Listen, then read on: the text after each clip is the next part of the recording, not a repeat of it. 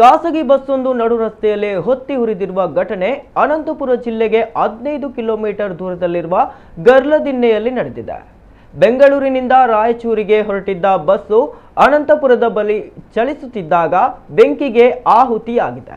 ಅದೃಷ್ಟವಶಾತ್ ಬಸ್ನಲ್ಲಿದ್ದ 36 ಮಂದಿ ಪ್ರಯಾಣಿಕರು ಸೇಫ್ ಆಗಿದ್ದಾರೆ.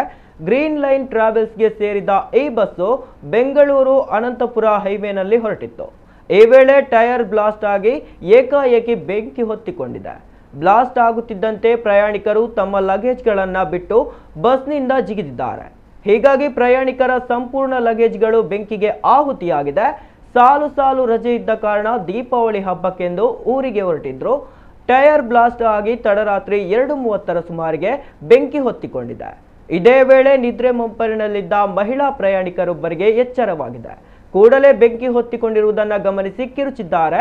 ಆದರೂ ಡ್ರೈವರ್ ಅರ್ಧ ಕಿಲೋಮೀಟರ್ ಬಸ್ ನಿಲ್ಲಿಸದೆ ಹೊರಟಿದ್ದಾನೆ ಎಂಬ ಆರೋಪ ಕೂಡ ಕೇಳಿಬಂದಿದೆ. ಸದ್ಯ ಪ್ರಯಾಣಿಕರು ಸೇಫ್ ಆಗಿದ್ದರೂ ಅವರ ಬಳಿ ಇದ್ದ ಮಹತ್ವದ ದಾಖಲೆಗಳು, ಹಬ್ಬಕ್ಕೆ ಕೊಂಡೊಯ್ಯುತ್ತಿದ್ದ ವಸ್ತುಗಳೆಲ್ಲವೂ ಸುಟ್ಟು ಭಸ್ಮವಾಗಿದೆ. ಹೀಗಾಗಿ ಪ್ರಯಾಣಿಕರು ಗ್ರೀನ್ ಲೈನ್ ಟ್ರಾವೆಲ್ಸ್ ವಿರುದ್ಧ ಆಕ್ರೋಶ ವ್ಯಕ್ತಪಡಿಸಿದ್ದಾರೆ.